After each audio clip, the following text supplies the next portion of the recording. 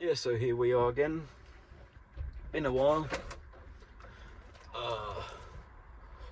Done a lot of things. I guess I could be happy about them, but I'm not because my bar is too high. I did have that deadline Tuesday. I did go and film it on Monday. I think I actually talked to you. I talked to myself here last after filming, so I did manage to get it all done through post. No audio though, but went an audio course, so I guess it's good enough. Got a 25-second clip, fairly decently produced. Obviously no audio, and apparently it was good enough to pass. I was told, but as a heads up, by the people when I asked them, the tutors. The tutor and the prof, strictly speaking, but hell. And I also managed to apply for disability accommodation, or disadvantage compensation. And not to apply for it, but to propose it, because translation. As examples that are given for disadvantage compensation, one can apply for written exams instead of, one can propose written exams instead of written exams. Which shows how much the uni gives a shit about people who are disabled in some way, size, shape or form. Like, not only do they not have the right phraseology, no one proofread the document. Like, no one, because anyone would have caught that. Like, I can't believe no one would have caught it. Because written exams is written exams. Everyone I've showed it to thus far has laughed the moment I showed them just that line. And it's not like there's a wall of text around it. It's like one of 6 sub-points, so yeah. And I also managed to find out where to send that application to, so I actually sent it. It was sent to the exams committee, which I sit in. So I figured I'd probably have a conflict of interest, as I'm the applicee. The proposee, I guess, not the applicee. So I actually managed to find another student already and put them in the email distribution system. So I guess I don't got to worry about doing that now, but I did have to worry about finding someone. And I also suspect they aren't getting back to me within a month or so, which means I'll have missed my deadlines by then. But I put my proposal in when I did my application.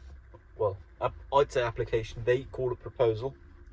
So I guess I got my arse covered, hopefully, fingers crossed, damn gedrückt. I'm still going to do what I can for uni and so on to pass things. Like, next week we got a deadline for another video project. Before that we got a lot of lectures in that project in which we can just do the post-production. I had my production done like 4 weeks ago. Kittens, that would have been. No, that would have been 5 weeks ago I had my production done. So it's all a matter of post-production at this point. I've started on it in prior lessons. I think I'll meet that deadline.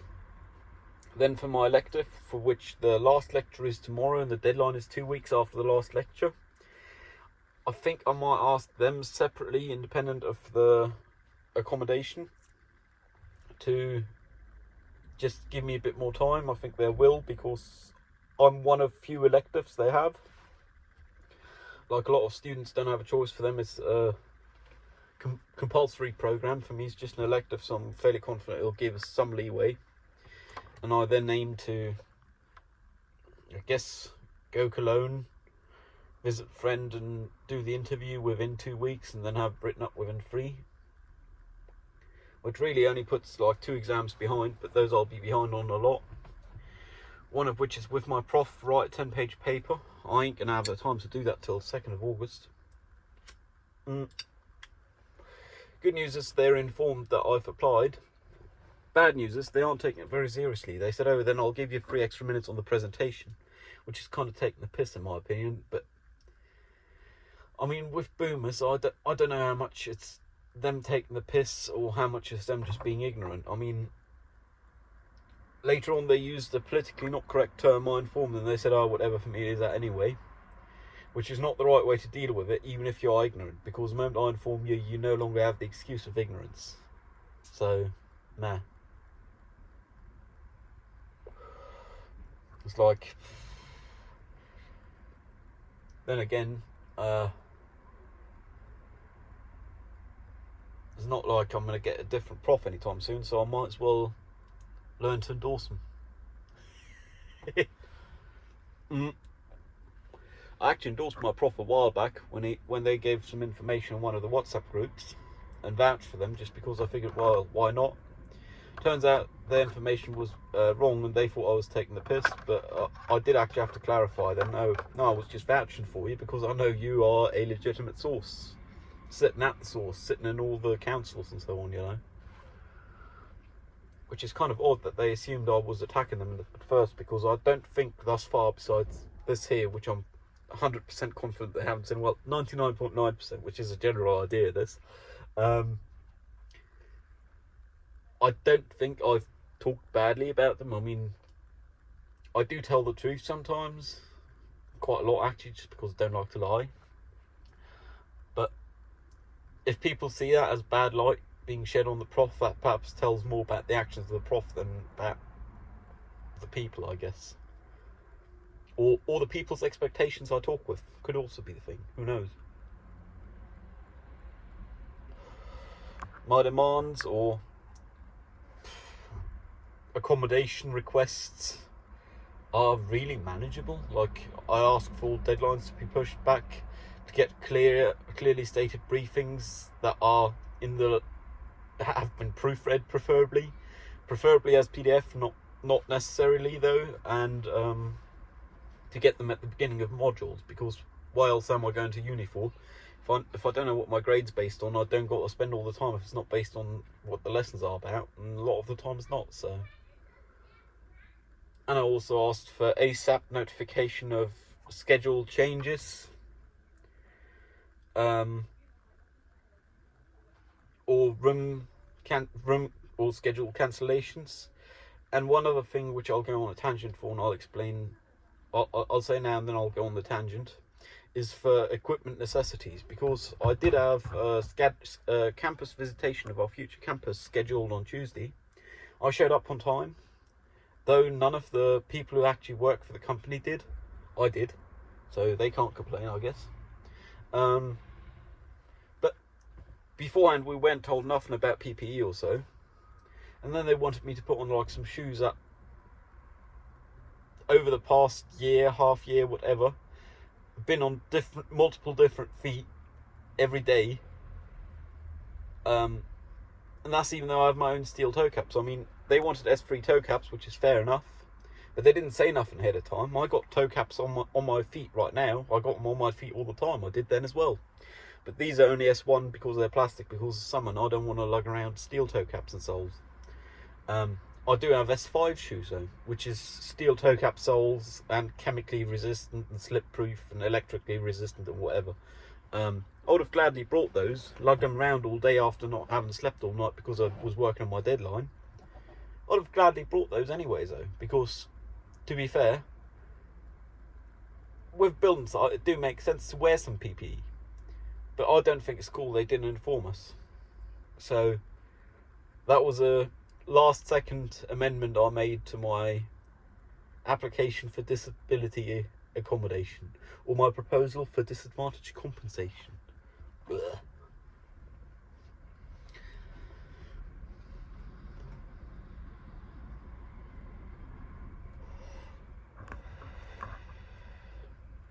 Today I actually was less lenient towards some other drivers than I would like to be, just because couple of times they were in the left turn and straight lane and they want to turn right but at the front of the queue, and I just figured fuck nah, because I waited 4 light cycles already. I don't need to wait another one just because you figured you'd skip the queue. Then again, I'm trying to grow beyond that, and that's not the right kind of action to be taken to foregrown beyond that. Like, it's not holding a grudge, but it is in the end of the day giving people consequences due to them perhaps wanting to cut in front of the line of me, in front of the queue. And I guess in those cases, there is also the concept of I do not have the power, or I was not delegated by all the people behind me to let people in front. Then again, people make mistakes, even if they do have a local reg plate. I mean, it's unlikely, maybe even improbable, but it is possible. So yeah, I guess the camera will say it's recording because I'm going to turn on the ignition so I have some fans. My only fans. No, I actually have some fans in my flat as well. Recording started. Yeah, I'm actually here near the tea house. Got my parking spot. Haven't parked yet because I'm still only halting. Because here I am at the vehicle, ready to operate it, move it out of the way should something be. But once I'm done with this, I guess I'll go get a parking ticket for at least a couple of 3 hours. Go to the tea joint, take my book, hopefully read some.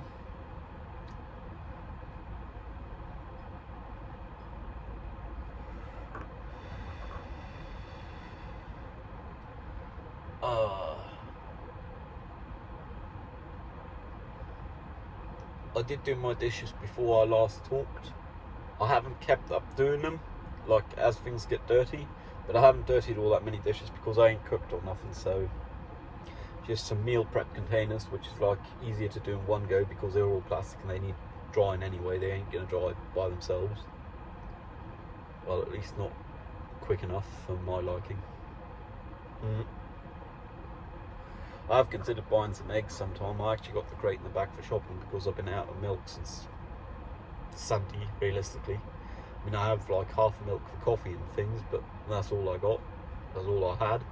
I did actually go and buy like 3 milks on Monday night. Those lasted till Tuesday night because I did pull all night and you need some thing to drink. I guess I did also drink wine shawler, so wine with water, watered down wine. Yeah, that's a cultural thing. Yeah, I got fairly drunk actually, but that's, I guess, the substance abuse I predicted last time, just because hell, I can't work myself like that. I need substance abuse because, surprise, I was in executive dysfunction for the week leading up to it. I would have continued being in executive dysfunction without substance abuse. So I had most of a bottle of wine over that night. And on Tuesday, so the day after that night, including the night, I actually set a new record, which I'm not proud of, but I guess I now have, which is 51 cigarettes in one calendar day, which is just over 2 an hour, which is not great, I guess, but nah. I went driving and I was awake a long time. I've kind of normalised smoking at the window, so I did do that quite some. That's why I've had to empty my big ashtray twice, my window ashtray, which is like a lot of cigarettes. But to make up for that, I guess I'm passively trying to smoke less for now, and I just think about, do I want to smoke one or not when I pick up a cigarette. Perhaps fumble around with it in the lighter for a few minutes before lighting it.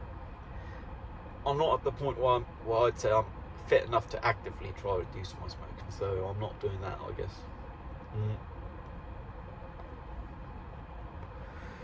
Then again, I'm also running low on cigarettes. I've still got a couple of 100k of diesel in the car, which means it's not quite time for Poland yet. Like maybe sometime next week or the weekend or so. And even then, I don't really got the money to spend like triple digits, even though very low triple digits, on cigarettes to buy myself stock for a month or so. I'd rather keep the money for like Black Friday or something like that, because I've got like a list of 20 things I'd like to buy then, 3 of which are software, and about 10 of which of the others are components for a computer, because I'd really love to have a dedicated NAS, just because I don't like the concept of bringing the same computer online that I use for work and have all the archive on. Like, it's pretty dodgy. get an encryption Trojan, and if you don't unplug the hard drive quick enough, you're fucked. So I guess I could also spend the money on like backups, cloud backups. And realistically, I probably should, but I really don't want to. Like, I've done it before with like servicing them backblaze. With those, apparently you can back up over the cloud for flat rate as much as your computer can hold in hard drive space. Back then I only had like 3 terabytes of hard drive space or so, like 1 terabyte SSD, 2 terabyte HDD. But now I have like 18 terabytes of capacity. And if I had cloud backups, I could have 32 because I wouldn't need a RAID array then. I'd be happy enough with just a cloud backup. So it's probably worth considering. But nah, don't like the idea of paying money for a service that I'm happy to have paid if I need it, but that means because I'm in a shit spot. I mean, that's the general concept of insurance, surprise. But hell, like, I don't have the income to sustain 50 different insurance policies or backup clouds or whatever.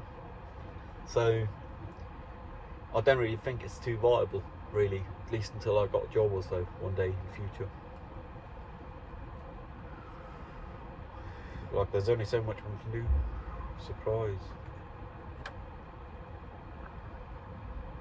I've actually wondered about reparking, but here it's fairly decent because the camera's in the shade. That's another thing with the camera, the dash cam. I did actually have some issues just because it do get too hot in the summer if it's sit in the sun. And then it corrupts the SD card and it can't record nothing, and theoretically I guess one could recover the recordings if one used recovery software. Like the free SanDisk utility should do the job, but still, I don't like that idea. To the point where I have wondered, first off, the idea of not recording, second off, the idea of not being able to get to the recordings easily. But I have wondered of whether one could solve, or whether I should solve, would want to, the idea of corrupt SD card not being able to record by buying some more SD cards and like small case. Like, I've got a Peli SD card case, bought it for €35, hold regular mini and micro SDs. I've never seen a mini SD in my life, but hell, theoretically I guess they exist, same as the mini filters for these Gize cigarette filters. Yeah, but I don't know. Like,